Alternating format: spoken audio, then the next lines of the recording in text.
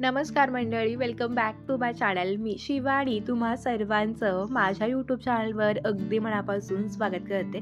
आत्ता ना बाहेर भरपूर कडाक्याची थंडी पडली आणि थंडीमध्ये ना काहीतरी गरमागरम असं आणि खमंग खावंसं वाटतं आणि म्हणूनच आज आपण ना बाजरीच्या पिठापासून अशी मस्त आणि एक भन्नाट रेसिपी बघतोय, जी रेसिपी लहानांपासून मोठ्यांना नक्की आवडेल. इतकी मस्त आणि इतकी टेस्टी रेसिपी होते. ही रेसिपी करायला सोपी आणि साहित्यही अगदी घरातलंच आहे. चला तर मग आपण रेसिपीला लगेचच सुरुवात करूयात. त्यासाठी सुरुवातीला एक वाटण बनवतोय. एका मिक्सरच्या भांड्यामध्ये मी 1 मोठा चमचा इतके धणे घातले. त्यानंतर अर्धा चमचा ओवा, 1 चमचा मी जिरे घातले. आता हे जे वाटण आहे हे आपण कोरडंच असं सुरुवातीला वाटून घेतोय. धण्यामुळं काय होतं, ह्याची टेस्ट ना अगदी खमंग लागते. आता हे जे आपण कोरडं वाटण होतं तर ते मी सुरुवातीला वाटून घेतलेलं आहे. धने, जिरे आणि ओवा हे अशा पद्धतीने थोडेसे ओबड-दोबड असे वाटून तयार झालेत. आता त्याचमध्ये मी एक 7 ते 8 हिरव्या मिरच्या घेते. तिखटाप्रमाणे तुम्ही ह्याचं प्रमाण कमी किंवा जास्त करू शकता. 8 ते 9 इथं मी लसणाच्या पाकळ्या घातलेल्या आहेत आणि आता हे पुन्हा आपण सगळं वाटून घेतोय. गरज लागली तर आपण थोडंसं पाणी पण याच्यामध्ये घालू शकतो किंवा हे पूर्ण वाटण कोरडं पण असं वाटून घेऊ शकतो. तर आता हे पूर्ण वाटण मग आपलं वाटून तयार झालंय. अगदी खमंग असं आपलं हे वाटण तयार झालंय आणि त्यामुळे रेसिपीला चव पण अगदी भन्नाट येते. आता हे साईडला ठेवूयात आणि एका मोठ्या बाउलमध्ये मी 2 वाटी इतकं हे बाजरीचं पीठ घेतलंय. आता आपण थंडी आहे म्हणले की बाजरीचं पीठ तर घरी आणतोच, फक्त हे फार जास्त जुनं नसावं. त्यामध्ये आता आपण 1 मोठा चमचा डाळीचं म्हणजेच बेसनचं पीठ घालतोय. त्यामुळे ना याला छान असं बाइंडिंग देखील येतं. त्यानंतर 1 मोठा चमचा मी पांढरे तीळ घातलेत. त्यानंतर वाटून घेतलेलं सगळं वाटण घालतोय आपण.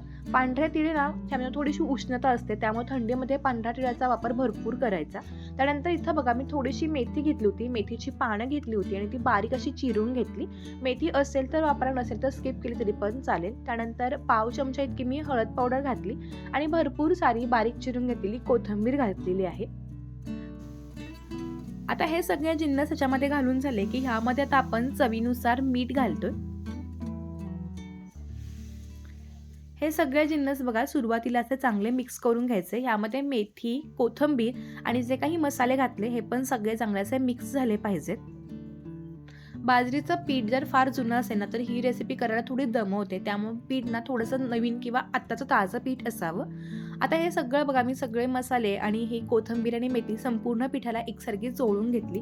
हे वाटण पण बघा अगदी छानपैकी असं मिक्स झालं पाहिजे. तुम्ही ही रेसिपी सकाळच्या नाश्त्याला किंवा मग अगदी मस्तपैकी हलक्या-फुलक्या जेवणाला पण करू शकता. ही रेसिपी 4 ते 5 दिवस आरामात टिकते, त्यामुळे तुम्ही प्रवासामध्ये देखील ही नक्कीच घेऊन जाऊ शकता. इतकी मस्त अशी रेसिपी होते. आता हे सगळं बघा एकसारखं असं मिक्स करून घेतलं. आता ह्यामध्ये आपण 1 चमचा इतकं तेल घालतोय. तेल जास्त फार वापरत नाही आपण, फक्त 1 चमचा तेल वापरलं. आता हे पण संपूर्ण पिठाला आपण अशा पद्धतीनं लावून घेतोय. तुम्ही जर चॅनलवरती नवीन असाल आणि अजूनही चॅनलला सबस्क्राईब केलं नसेल तर प्लीज चॅनलला सबस्क्राईब करून त्या पुढील बेल बटनला क्लिक करायला पण विसरू नका. तर आता बघा हे तेल पण छान मिक्स झालं. तर ज्या भांड्यामध्ये आपण वाटण वाटून घेतलं होतं त्यामध्ये मी पुन्हा थोडं पाणी घातलं आणि तेच पाणी घालून आता आपण याचा एक घट्टसर असा गोळा मळून घेतोय. लक्षात ठेवा, जेव्हा आपण अशा पद्धतीनं पीठ घेतो आणि पाणी घालतो त्यावेळी पाणी थोडं थोडं घालायचं. म्हणजे काय होतं, पाण्याचा अंदाज येतो, फार जास्त पीठ असं ओलसर किंवा पातळ होत नाही. आता ह्याचा घट्टसर असा गोळा मळून घेतलाय. कोथिंबीर आणि मेथीमुळं हा गोळा ना दिसायला देखील फार मस्त आणि अगदी सुरेख दिसतोय. गोळा फार सैल नसावा, कारण जर सैलसर झालं तर हे थोडंसं खाली चिकटतं. त्यामुळे मी मळून घेताना गोळा ना अगदी घट्टसर मळला आणि गोळा मळून झाला की ही लगेचच रेसिपी करायची. अजिबात ही आपण रेस्ट करायला ठेवत नाहीये. आता थोडंसं हाताला तेल लावून घेतलं. आता तुम्ही हवे असे गोळे करू शकता. जर तुम्हाला छोटे छोटे गोळे करून ना तुम्ही एका वेळी ना भरपूर किंवा एका वेळी एक देखील हे लाटून घेऊ शकता. मी बऱ्याचदा काय करते, एखादा मोठा गोळा घेते, थोडासा तो पोळपाट भरून लाटून घेते आणि एखाद्या गोला आकाराने ना त्याचे कट करून घेते. त्यामुळे काय होतं, ही रेसिपी करायला पटकन अशी फास्ट बनते. तुम्हाला जी पद्धत सोपी वाटते तुम्ही त्या पद्धतीनं ही रेसिपी नक्कीच बनवू शकता. इथे मी तुम्हाला दोन्ही पद्धतीने ही रेसिपी बनवून दाखवते. एक गोळा मोठा आणि एक गोळा मी छोटा बनवून घेतलेत. गोळे तयार झालेत. आता पोळपाटाला आणि थोडंसं लाटण्याला मी तेल लावून घेतलं आणि आता हे लाटून घेतोय. आता बाजरीचं पीठ असल्यामुळे ना जास्त बाइंडिंग नसतं, त्यामुळे काय करायचं, अगदी हलक्या हाताने हे लाटून घ्यायचं.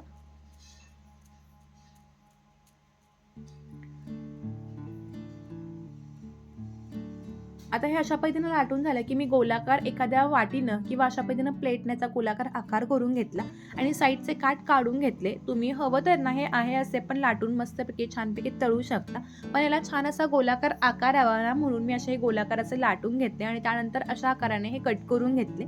मस्तपैकी अशा गोलाकार अशा ह्या बाजरीच्या पुऱ्या तयार होतात. बाजरीची भाकरी तर मुलं अजिबात खात नाहीत, त्यावेळी तुम्ही नक्कीच अशी बाजरीची पुरी बनवून देऊ शकता, जी खायला खमंग आहे आणि सगळेजण अगदी आवडीनं खातील. पुऱ्या लाटून झाल्या की इथं बघा गॅसवरती एका कढईमध्ये मी तेल गरम करायला ठेवलं होतं. तेल गरम झालं की एका वेळी एक पुरी आपण अशा पद्धतीने टाकून छान टम्म फुगेपर्यंत आपण तेलामध्ये फ्राय करून घेणार आहोत. पुरी तेलामध्ये टाकली की गॅस मध्यम करायचा आणि अशा पद्धतीने बघा एखाद्या चमच्यानं थोडंसं प्रेस करून घ्यायचं, म्हणजे पुरीना अगदी मस्त आणि टम्मदार फुगते. त्यानंतर पलटवून घ्यायची. ह्या ज्या पुऱ्या आहेत ना ह्या खायला तर खमंग लागतात आणि त्याबरोबर ते 4 ते 5 दिवस आरामात टिकतात. कोणत्याही चटणीशिवाय भाजीशिवाय अगदी अप्रतिम लागतात, कारण ह्यामध्ये आपण वाटण घातलं होतं.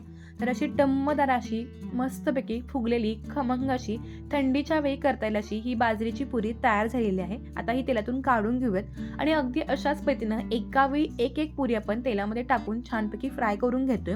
या पुऱ्या करताना एक गोष्ट लक्षात ठेवायची, ती म्हणजे एका वेळी एक पुरी लाटून घ्यायची आणि मग ती तळायची.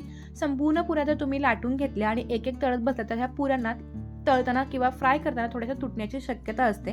त्यामुळे लाटून पण एकाच वेळी भरपूर ठेवू नका. एक लाटले की एक तळून घ्यायची, म्हणजे या पुऱ्यांना अगदी मस्त अशा तयार होतात. तुम्हाला माझी आजची ही थंडीची मस्तपैकी खमंग भन्नाट रेसिपी कशी वाटली हे मला कमेंट करून सांगा. मुलं जर भाकरी खात नसतील तर ही रेसिपी तुम्ही त्यांना जरूर करून देऊ शकता. ही रेसिपी तुम्ही करून पाहिली, तुम्हाला आवडली तर ह्याचा फोटो तुम्ही मला इंस्टाग्रामला देखील सेंड करू शकता.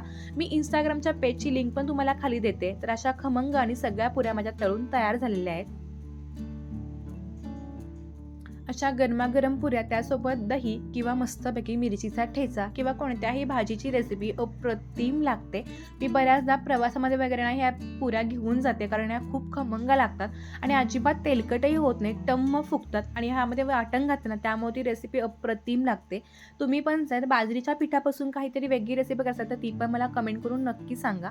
पुरी बघा आतून तोडून दाखवते, मस्त अशी फुगलेली आहे आणि आतून मस्त छानपैकी टम्म फुगली ना की खायला पण ती खूप मस्त लागते. तुम्हाला अशा खमंग पुऱ्या दह्यासोबत की ठेच्यासोबत कशासोबत खायला आवडतात हे पण मला कमेंट करून नक्की सांगा.